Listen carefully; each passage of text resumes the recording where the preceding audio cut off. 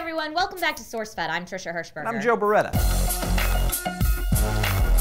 To say tensions are high in Ferguson, Missouri right now would be a huge understatement after a teen was shot to death by a police officer on Saturday. Witness and police reports are conflicting as to what actually happened. Protests and riots have broken out in the aftermath, and now Anonymous is involved. Witnesses say that Mike Brown, who would have started college next week, had his hands in the air and was unarmed when he was shot repeatedly by a 6-year member of the Ferguson Police Department. His friend Dorian Johnson, who was with him at the time, said that the two were walking down the street when an officer confronted them, told them to get onto the sidewalk, and then drew his weapon. Dorian told reporters that Mike put his hands in the air and started to get down on the ground after he felt the officer's first shot, at which point the officer approached with his weapon drawn and fired several more shots, ending Brown's life. Police report a very different story, saying that Brown, quote, pushed the police officer back into the car, where he physically assaulted the police officer and tried to take his weapon. After the shooting, the outraged community immediately began to gather in large numbers in the streets demanding answers, and the Ferguson police asked neighboring police to help them control the crowd, including tactical teams in riot gear. There was a vigil held that evening that erupted into violence. There were reports of looting, and at one point a dumpster was set on fire by the crowd. Gunshots were heard, which led to frenzied stampeding and police dogs being used to move the crowds back. Over 30 people have been arrested. This has escalated to such a degree because the facts so far point to no real motivation for the tragedy that occurred, causing many to believe this was a race crime as the victim was black. St. Louis NAACP is launching their own investigation to ensure that the truth of what happened comes to light and that the police investigation is as transparent as possible. While the investigation is underway by the St. Louis County Police, the officer involved has been put on paid administrative leave. To many, this does not seem like a strong enough response to what happened, and now the internet group Anonymous has announced that unless the state Congress introduces a national set of police conduct standards and calls them Mike Brown's Law and treats all protesters from here on out with respect, they will release the personal information of every single member of the Ferguson Police Department. And they are staying true to their words, supposedly having hacked the city of Ferguson's website last night, causing all city emails to go down. They've also set up a site for cyber protest and started the hashtag #OpFerguson. To protest and feel outrage is a very human response, but people are expected to trust the system, assuming innocent until proven guilty. Is that realistic? And if so, how is it achieved? What do you believe is the best response to something like this? Let us know in the comments section. I'm Joe Beretta. I'm Trisha Hirschberger. Thanks for watching SourceFED.